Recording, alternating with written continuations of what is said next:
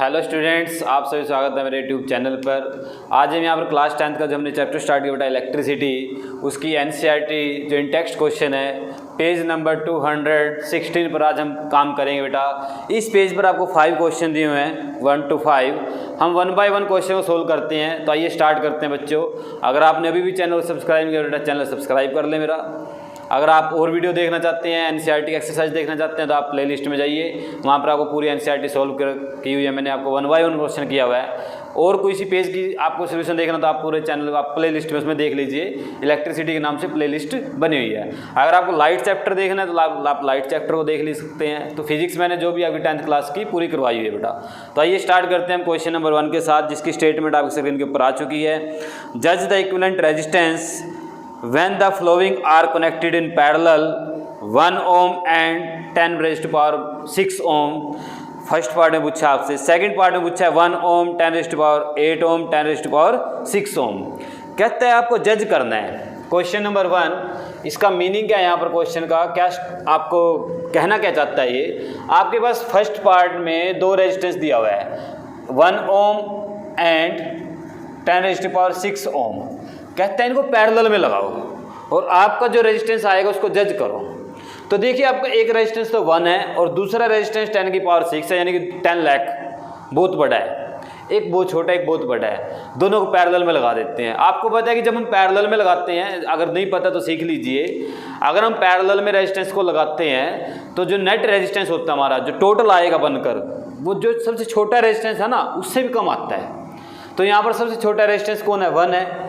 दूसरा रेजिस्टेंस क्या, 10 की पावर 6 है। अगर मैं इनको पैरेलल में लगाऊंगा तो मेरा आंसर 1 से कम आएगा। आप ऐसा करके देख सकते हैं, आपका ये रूल बना हुआ है कि आपका नेट रेजिस्टेंस छोटे रेजिस्टेंस से कम आता है। सीरीज में उल्ट होता है, सीरीज में जब लगाते हो जो सबसे बड़ा रेजिस्टेंस होता है आपका आंसर उससे बड़ा आता है, यहाँ पर छोटा आता है सबसे छोटे से। तो आपका आंसर क्या आएगा, यहाँ पर बिना कैलकुलेशन के आप लिख सकते हैं R near about 1 ohm RP. जब इनको पैरेलल में लगाएंगे, इसको सोल्व करके दिखाने की जरूरत नहीं है, ये सोल्व भी नहीं करना, आपको जज करना है सिर्फ। सेकंड पार्ट में क्या पूछा आपसे, सेकंड पार्ट में पूछा आपसे 1 ohm 10 raised to power 8 ohm और 10 raised to power 6 ohm। तो यहाँ पर भी देखिए 3 रेजिस्टेंस है, तीनों को पैरेलल में लगाना है और पैरेलल में लगाना है तो आपका नेट रेजिस्टेंस क्या आएगा, 1 से कम आएगा। तो 1 से कम आएगा तो हम उसको क्या लिख, क्योंकि दूसरी वैल्यू इतनी बड़ी है तो नियर अबाउट 1 ही आएगा वो। तो हम यहाँ पर भी सोल्व करके लिख देते हैं, इसको सीधा हमने रिजोल्व किया या इसको सपोज किया तो आर पी यहाँ पर भी कितना आएगा, 1 ohm आएगा। तो दोनों में क्या आएगा बच्चों, 1 ohm आपका आंसर आ गया फर्स्ट क्वेश्चन का। तो फर्स्ट क्वेश्चन मैंने आपको करा दिया, स्क्रीनशॉट लेते रहें बेटा बीच बीच में, ताकि आपको फ्यूचर में आपके पास ये क्वेश्चन रह जाएं। आइए स्टूडेंट, क्वेश्चन नंबर 2, जिसकी स्टेटमेंट आपकी स्क्रीन के ऊपर आ चुकी है, आइए उसको रीड करते हैं। क्या स्टेटमेंट बेटा, an electric lamp of 100 ohm, a toaster 50 ohm and a water filter of resistance 500 ohm are connected in parallel to a 220 volt line. उसके बाद क्या बोल रहा है, what is the resistance of an electric iron connected to the same source that take as much current as all the 3 appliances and what is the current through। कहता है हमारे पास 3 operators हैं, एक इलेक्ट्रिक हीटर है बच्चों, एक toaster है और एक हमारे पास क्या वाटर फिल्टर है। तीनों को पैरेलल में लगाया, आपने उन तीनों को पैरेलल में लगा दिया। फिर कहता है उसी सर्किट में अगर हम उन तीनों को हटा दें और वहाँ पर एक इलेक्ट्रिक आयरन लगा दें उसी वोल्टेज के साथ, तो आप बताएं करंट, ताकि दोनों में सेम रहे, दोनों सर्किट में करंट सेम रहे, तो उस इलेक्ट्रिक आयरन का रेजिस्टेंस कितना होगा, ये आपने बताना है। तो आइए इस क्वेश्चन को बनाते हैं। पहले क्या स्टेटमेंट है, देखिए स्टेटमेंट क्या है। आपके पास 3 ऑपरेटर्स हैं, तीनों को पैरेलल में लगाना है। तो मैं यहाँ पर 1 by 1 तीनों को पैरेलल में लगाता हूँ। हमने ये लगा दिया, एक को 1 और ये सेकेंड और ये थर्ड, मैंने इन तीनों को पैरेलल में लगा दिया बच्चों, ठीक है। और इसके साथ वोल्टेज लगा दी जो आपको गिवन है। अब एक का रेजिस्टेंस कितना था अगर आपको याद हो, एक का 50 ohm है, एक का 500 ohm है और एक का 100 ohm है। और जो वोल्टेज गिवन है स्टेटमेंट के अंदर वो कितनी है बेटा, 220 वोल्ट गिवन है। कितना वोल्टेज गिवन है, 220 वोल्ट गिवन है। अब इसका क्या करना, आपने इन तीनों का एक ऑपरेटर्स बना दिया। अब इन तीनों का आपने एक ऑपरेटर्स बनाया तो उसका नाम क्या रखा गया, इलेक्ट्रिक आयरन। क्या रख दिया उसका इलेक्ट्रिक आयरन, वो भी कितने पे लगाया 220 पे। अब कंडीशन क्या दी है इसने कि भाई जितना यहाँ से करंट जाएगा ना, जितना यहाँ से करंट जा रहा है वही करंट सेम ये होना चाहिए। तो ये रेजिस्टेंस कितना है आरपी। अब एक बात बताओ, वोल्टेज दोनों का सेम, करंट दोनों का सेम, तो इसका मीनिंग क्या है, दोनों का रेजिस्टेंस भी सेम होना चाहिए। अब इसका रेजिस्टेंस निकाल लो, वही क्या आएगा आपका इलेक्ट्रिक आयरन का रेजिस्टेंस आएगा। इसका रेजिस्टेंस आप कैसे निकाल लेंगे बच्चों, ये पैरेलल में है तो पैरेलल का फॉर्मूला लगाइए रेजिस्टेंस निकालने का, 1/RP equal to 1/R1 plus 1/R2 plus 1/R3। इसको सोल्व कीजिए। 1/RP बोले तो 1/R1, R1 बोले तो 100 प्लस 1/R2 बोले तो 50 प्लस 1/R3 बोले तो 500, तीनों का वैल्यू पुट किया। उसके बाद 1/RP इक्वल टू, तीनों का एलसीएम लीजिए 150 और 500, तो 500 आ जाएगा क्योंकि 500 इन सब की टेबल में आता है। तो 100 से 500 डिवाइड किया तो 5 की 1 से करेंगे तो 5 प्लस 50 से 500 डिवाइड किया 10 की 1 से करेंगे 10 प्लस 500 से 500 करेंगे 1, तो ये आ गया आपके पास 1/RP बोले तो 5 प्लस 10 15 और 1 16/500। तो आपको निकालना है बच्चों RP, नोट 1/RP। तो इसको रेसिप्रोकल भी करना होता है। तो RP आ गया आपके पास 500/16। आप इसको डिवाइड कर सकते हैं, कितने पे डिवाइड होगा, 4 पे डिवाइड हो रहा है, साफ साफ दिख रहा है। 4 4 जा 4, कितने पे जाएगा 1 पे, उसके बाद 1 4 2 जा 8, बच गया 2 4 5 जा 20। तो ये बच्चों के आगे आपके पास RP आ गया यहाँ से 125/4 ओम। ये आपका यहाँ से रेजिस्टेंस आ गया, किसका आ गया बच्चों रेजिस्टेंस, इन तीनों ऑपरेटर्स का। अब क्या बोल रहा है इसने, इन तीनों ऑपरेटर्स की जगह हमने ये इलेक्ट्रिक आयरन लगाया हुआ है। अब इलेक्ट्रिक आयरन अगर लगाया हुआ है तो इसका रेजिस्टेंस भी कितना होगा, सेम होगा। तो कहता है अब करंट के अमाउंट बता दो। तो हमारे पास रेजिस्टेंस है, हमारे पास वोल्टेज है, आपके पास क्या है, आपके पास माँ है। आपने ऐसा डायलॉग सुना होगा। तो हमारे पास क्या है, हमारे पास वोल्टेज है, हमारे पास रेजिस्टेंस है, हमें क्या निकालना है, करंट निकालना है। तो करंट कैसे निकालेंगे, ओम्स लॉ के according, V equal to IR। तो V बोले तो 220, I we want to find, R बोले तो 125/4। इसको सोल्व कर डालो, 4 इधर आके मल्टीप्लाई 125 डिवाइड में। तो I बोले तो यहाँ पर लिखता हूँ बच्चों, I बोले तो 220 × 4/125, 5 से डिवाइड कर डालो, 5 2 जा 10, बच गया 2 5 5 जा 5 4 जा 20, बच गया 2 5 5 जा 4 आएगा, ये भी 44 आ गया बच्चों यहाँ पर। अब इसको आगे क्या करेंगे, अगर डिवाइड नहीं होगा तो इसको मल्टीप्लाई करके नीचे इसके लिख दीजिए जो आ रहा है ये। तो ये क्या आ गया बेटे, 44 की 4 से करेंगे 176 आएगा अपॉन 25 आएगा। तो इसको ध्यान से देखिए, अगर ये 75 होता है तो 25 बिल्कुल एग्जैक्ट डिवाइड हो जाता है 7 पे। तो मान लीजिए एक ही तो ज़्यादा है, कोई ज़्यादा नहीं है, तो हम क्या करेंगे, इसको 7 पे डिवाइड करेंगे, एग्जैक्ट चला जाता, पर यहाँ पर 1 बचेगा, 0 लगाएंगे 10 बनेगा, नहीं डिवाइड होगा, फिर 100 लगाएंगे 0.4 आएगा बेटा, 0.04। तो करंट कितना आ गया यहाँ पर 7.04 एम्पियर। ये आपका आंसर आ गया बच्चों। तो ये आपका क्वेश्चन नंबर 2 था, जो आपको ऐसे करना है। इसका स्क्रीनशॉट ले लीजिए बच्चों और इसको अपनी नोटबुक पे नोट कर लो। उसके बाद हम क्वेश्चन नंबर 3 की तरफ चलते हैं। तो आ जाइए बच्चों, क्वेश्चन नंबर 3, इसकी स्टेटमेंट आपकी स्क्रीन ऊपर आ चुकी है। आइए स्टेटमेंट रीड करते हैं। क्या स्टेटमेंट है, what are the advantage of connected electrical device in parallel with the battery instead of the connecting them in series. कहता है इलेक्ट्रिकल जो डिवाइस होती हैं उनको हम पैरेलल में लगाते हैं बेटा, सीरीज में नहीं लगाते हैं। ऐसा क्वेश्चन आपको और भी आ सकता है, डोमेस्टिक भी पूछा जा सकता है, why are the domestic circuit connected in parallel, why, ऐसे लिखा मिल सकता है आपको क्वेश्चन कि डोमेस्टिक सर्किट हम पैरेलल में क्यों लगाते हैं, आपका स्कूल का सर्किट है वो पैरेलल में क्यों लगा हुआ है, पैरेलल में लगाने के फायदे क्या हैं, ये पूछा जा सकता है।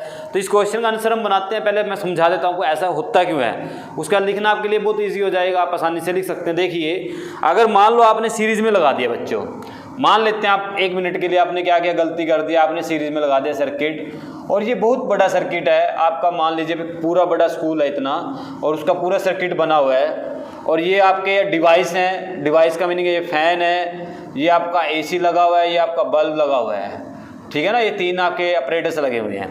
ये वोल्टेज है जो आपका सोर्स है जो इलेक्ट्रिसिटी दे रहा है आपको। तो यहाँ से जैसे इसमें स्विच भी लगा लेते हैं कि हमने स्विच लगा दिया, जैसे स्विच को ऑन करते हैं तो यहाँ से करंट चलता है आई। अब ये करंट यहाँ से भी निकलेगा, उसके बाद इसमें से आके इसमें आएगा, इसमें से आके इसमें आएगा, और ये कॉन्टिन्यूटी में चलता जाएगा। तो जब करंट चल रहा है तो तीनों ऑपरेटर्स आपके काम कर रहे हैं। अब हुआ क्या है यहाँ पर, बाई चांस आपका एसी खराब हो जाए, ज़्यादा आपने यूज़ कर लिया उसको, काफ़ी टाइम तक चला रहे हो, वो गर्म हो गया और वो उसकी कॉइल उड़ गई, तो एसी आपका ख़राब हो गया। अब एसी ख़राब हो गया तो करंट यहाँ से आया, इससे आगे नहीं निकल पाया, और इससे आगे नहीं निकल पाया तो यहाँ भी नहीं पहुँच पाया, और यहाँ नहीं पहुँच पाया तो दोबारा भी नहीं आ पाया। तो जब दोबारा नहीं आ पाया तो दोबारा चल नहीं पाया। तो इसका मीनिंग क्या हुआ, करंट का साइकिल टूट गया। अब करंट का साइकिल टूट गया तो आपका एसी बंद हो गया, आपका बल्ब भी बंद हो गया, आपका फैन भी बंद हो गया। फैन क्यों बंद हुआ, क्योंकि करंट कॉन्टिन्यूटी में चलता रहना चाहिए जब आपका फैन चलता रहेगा।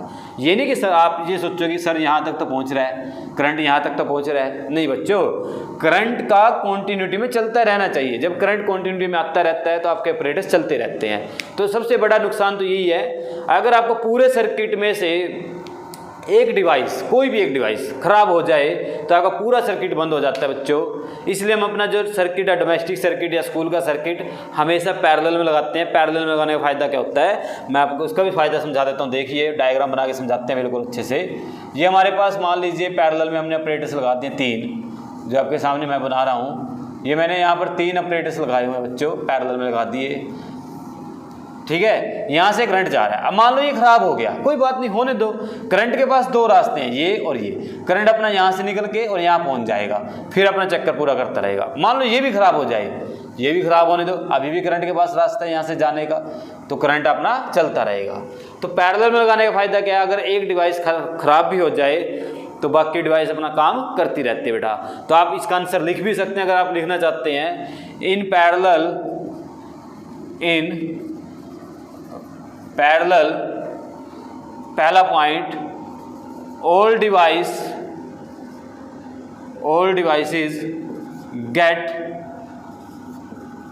Equal voltage. सबसे पहला पॉइंट तो ये है, सबको वोल्टेज बराबर ही मिलती है पैरेलल में। पैरेलल में वोल्टेज क्या मिलती है, सबको बराबर मिलती है। And if one device fails to work, बहुत सारे वर्ड लिखे जा सकते हैं, स्टॉप वर्क, डैमेज लिख सकते हो आप, भाई आपकी एक डिवाइस डैमेज होगी, one device fail to work, then other devices do not stop their working, do not stop their working। बच्चों आपको इसका आंसर समझ में आ गया, क्या लिखा मैंने यहाँ पर कि अपनी वर्किंग वो नहीं रोकेंगे, जो मैंने समझाया वही मैंने लिखवा दिया। तो ये आपका 2 लाइनों का इसका आंसर है। 2 फायदे मैंने आपको बता दिए, वोल्टेज सेम मिलता है, अगर एक ऑपरेटर्स खराब हो गया तो बाकी ऑपरेटर्स अपना काम करते रहेंगे। सिंपल सी लैंग्वेज लिखना, कोई ज़्यादा हाई फाई इंग्लिश लिखने की जरूरत नहीं है बच्चों, जो आपको समझ में आए वो लिखिए। अब मिल क्वेश्चन नंबर 4, उसकी स्टेटमेंट आपके स्क्रीन के ऊपर आ चुकी है। क्या स्टेटमेंट है बच्चे, मैं रीड करता हूँ। How can 3 resistance 2 ohm, 3 ohm and 6 ohm are connecting to give a total resistance of 4 ohm and 1 ohm। ये क्वेश्चन मैं पहले आपको करा चुका हूँ NCERT एक्सरसाइज में, क्वेश्चन नंबर 11। अगर आपने उस क्वेश्चन को नहीं देखा तो बच्चों आप देखिए जरूर उस क्वेश्चन को, क्योंकि वहाँ से आपको बहुत कुछ सीखने को मिलेगा, ठीक है ना। मैंने वहाँ पर एक ट्रिक सिखाई थी आपको, उस ट्रिक को सीखिए वहाँ से। तो आइए कोई बात नहीं, मैं दोबारा समझा देता हूँ आपको। आपके पास 4 रेजिस्टेंस दी, 3 रेजिस्टेंस दी बेटा। एक रेजिस्टेंस दी आपको 2 ohm, 1 रेजिस्टेंस जो आपको दिया बेटा वो 2 ओम का है। सेकंड रेजिस्टेंस जो आपको दिया हुआ बच्चों वो 3 ओम का है, और जो थर्ड रेजिस्टेंस दिया हो आपको वो आपका 6 ओम है। अब कहते हैं इनको कैसे लगाएं, सीरीज में लगाएं, पैरेलल में लगाएं, या कोई और सर्किट बनाएं ताकि हमारा रेजिस्टेंस फर्स्ट पार्ट में 4 ओम आए और सेकंड पार्ट में 1 ओम आए। तो आइए हम करते हैं इस क्वेश्चन को। तो अगर आपके पास 3 रेजिस्टेंस दिए होते हैं, कभी भी ज़िंदगी में अगर आपके पास 3 रेजिस्टेंस हैं, उनको लगाने का जो तरीका होता है वो 4 होता है। 4 वेज में हम इनको कनेक्ट कर सकते हैं। What are this way? देखिए फर्स्ट वे कि आप इन तीनों को सीरीज़ में लगा सकते हैं। सबसे सिंपल मेथड जो आप कर सकते हैं आसानी से तो आपने क्या किया, इनको सीरीज में लगाया 2 ओम, 3 ओम और 16 ओम। अब सीरीज में नेट क्या है आपका रेजिस्टेंस, और आप डायरेक्ट ऐड होते हैं सीरीज में 2, 3, 5 और 6 11 ओम। तो ये तो आपको आंसर चाहिए नहीं, इसकी तो जरूरत ही नहीं हमें। अगर ये कहता ना 11 चाहिए मेरे को, तो मैं यहाँ पर 11 चाहिए तो मैं ये भी आंसर लिखता अपना, तो एक सर्किट अपना सी पार्ट का आंसर ये आ जाता। भाई तीनों को सीरीज में लगा दो। अब फिर क्या किया आपने, तीनों को सीरीज में लगा के देखा। फिर हमारे पास दूसरा मेथड क्या होता है, इससे भी इसी जैसा, वो तीनों को क्या किया हमने, पैरेलल में लगाया बच्चों। तीनों क्या किया हमने बच्चों, पैरेलल में लगा दिया। और पैरेलल में जब लगाया ना, तो ये 2 ओम और ये 3 ओम और ये 6 ओम। अब आपको पता है पैरेलल में आंसर कैसे निकालते हैं बच्चों, 1/RP equal to 1/R12, 1/R2 3, 1/R3 6। अब 2, 3 और 6 का एलसीएम आपने लिया यहाँ पर, मैं कहाँ पर लेते हैं इसका एलसीएम, हम यहाँ पर ले लेते हैं आगे, ठीक है बच्चों, इसका एलसीएम लेते हैं हम। तो 1/RP बोले तो इक्वल आ जाएगा किसके, 2, 3, 6 का एलसीएम 6 आ गया बच्चों। 6 को 2 से डिवाइड किया, 3 की 1 से करेंगे 3, प्लस 3 से 6 को डिवाइड करेंगे 2 की 1 से मल्टीप्लाई 2, 6 को 6 से डिवाइड करेंगे 1 की 1 से मल्टीप्लाई करूँगा 1, तो ये क्या आ गया 2, 3 + 1 6 आ गया। तो यहाँ से आप लिख सकते हैं 1/RP इक्वल टू 6/6 आ गया बच्चों, 1 ओम आ गया। तो 1 को 1 से डिवाइड करो या रेसिप्रोकल करो, बात एक ही है। तो आपका RP कितना आ गया यहाँ से, 1 ओम आ गया। तो इसका मीनिंग क्या हुआ, आपका बी पार्ट हो गया बच्चों, आपका क्या हो गया, बी पार्ट हो गया। अगर वो पूछता है ना कैसे लगाना है, तो बी पार्ट में आपको क्या करना है, तीनों को पैरेलल में लगा देना है। तो ये तो थे आसान मेथड। अब क्या करना आपको, अब क्या करेंगे आप लोग, अब फंस जाएंगे। अब आपको चाहिए 4 ओम, ये नहीं आया, तो हमारे पास 2 मेथड और बचे हैं। क्या मेथड बचे हैं, पहले तीनों को सीरीज में लगाया, फिर तीनों को पैरेलल में लगाया। अब हम क्या करते हैं, एक सीरीज में ऐसे और 2 पैरेलल में बच्चों, 2 पैरेलल में और एक सीरीज में। ये 2 ओम लिख लेते हैं, यहाँ पर हम 3 लिख लेते हैं और ये 6 लिख लेते हैं बच्चों, ऐसे लिख लेते हैं हम, ठीक है, इसको लिख लिया। अब इनका टोटल निकालो कितना आता, देखिए 3 और 6 पहले पैरेलल में पहले ऐड करना है दोनों को। तो हमने क्या किया, 1/R निकाला, 1/3 + 1/6 इनको ऐड किया। 3 और 6 का एलसीएम कितना आएगा बच्चों, 6 आएगा। 6 को 3 से डिवाइड 2 की 1 से करें 2, प्लस 6 से 6 को डिवाइड करें 1, तो ये कितना आ गया यहाँ पर 1/RP इक्वल टू 3/6 हो गया बच्चों, 2 + 1, 3 से 6 को डिवाइड किया 1/2। अब हम इसको क्या करना है, रेसिप्रोकल करना है। तो आपका यहाँ से R कितना आ गया बच्चों, यहाँ से आपका 2 ओम आ गया। कितना आ गया, 2 ओम। अभी खत्म नहीं हुआ क्वेश्चन, अभी क्वेश्चन खत्म नहीं हुआ है। अब ये दोनों मिलकर क्या बन गए, 2 ओम बन गया, और ये इसके साथ एक बार पहले ही 2 ओम है। तो हमारा नया सर्किट क्या बन गया, हमारा नया सर्किट बन गया बच्चों ये 2 ओम, ये कितना आ गया यहाँ पर 2 ओम, और ये भी कितना आ गया 2 ओम। अब दोनों क्या सीरीज में है, तो आपका नेट कितना आ गया, यहाँ से नेट रेजिस्टेंस आ जाएगा 2 + 2 = 4 ओम। तो ये आपका फर्स्ट पार्ट भी हो गया। अगर आपको पूछे कि 4 ओम के लिए कैसे लगाएंगे, एक सीरीज में 2 पैरेलल में, आपको करके दिखाना है एग्जाम में। एग्जाम में आपको बताना नहीं है, आपको करके भी दिखाना है, आंसर निकाल के दिखाना है, ये और ये दोनों। अगर और भी कुछ आंसर होता, फिर हमारे पास एक कॉन्फ़िगरेशन और बचती है जो मैंने आपको नहीं दिखाई है। वो कॉन्फ़िगरेशन क्या होती है बच्चों, 2 सीरीज में और एक पैरेलल में, ऐसे 2 सीरीज में और एक उसके पैरेलल में ऐसे लगाना बच्चों इसको। ये भी एक हमारे पास कॉन्फ़िगरेशन होती है। अगर इसकी जरूरत पड़ती तो हम करते, पर हमारा आंसर आ चुका है, हम क्यों उसको आगे करें। अगर आप सीखना चाहते हैं तो क्वेश्चन नंबर 11 देख सकते हैं एनसीईआरटी का, और एनसीईआरटी का क्वेश्चन देखना चाहते हैं तो आप डिस्क्रिप्शन में जाइए, वहाँ पर आपको लिंक मिलेंगे बच्चे, आप वहाँ से देख सकते हैं। तो आइए करते हैं अपना नेक्स्ट क्वेश्चन। तो आइए क्वेश्चन नंबर 5, उसकी स्टेटमेंट आपकी स्क्रीन के ऊपर आ चुकी है। क्या स्टेटमेंट है, what is the highest, A part में पूछे, बी पार्ट में the lowest total resistance that can be secured by the combination of 4 coil of resistance 4 ohm, 8 ohm, 12 ohm, 24 ohm। कहता है हमारे पास 4 कोयल हैं या कंडक्टर हैं, उन चारों का हमें रेजिस्टेंस दिया हुआ है 4, 8, 12 और 24। कहते हैं इनको हम कैसे लगाएं, लोएस्ट आए, और कैसे लगाएं हाईएस्ट आए, और उनकी वैल्यू क्या आए। तो लोएस्ट के लिए हम क्या करते हैं पैरेलल में, और हाईएस्ट के लिए हम क्या करते हैं बेटा सीरीज में। तो आइए हमारे पास ए पार्ट जो है, ए पार्ट में हम क्या करेंगे, लोएस्ट के लिए हम क्या करेंगे, हमारे पास 4 ओम है, हमारे पास 8 ओम है, हमारे पास 12 ओम है, हमारे पास 24 ओम है। कितने बच्चों, 24 ओम। अब इनको हमने क्या किया, चारों को पैरेलल में लगा दिया फॉर लोएस्ट। तो 1/RP इक्वल टू 1/R4 हो गया, 1/R8 हो गया बट्टी R2, 1/R3 12 हो गया, 1/R4 24 हो गया। अब 4, 8, 12, 24 का एलसीएम लीजिए। आपको पता है कि 24 की टेबल में सारे आते हैं ये, तो यहाँ पर एलसीएम कितना आ गया बच्चे? 24 आ गया। कितना आ गया यहाँ पर एलसीएम? 24 आ गया।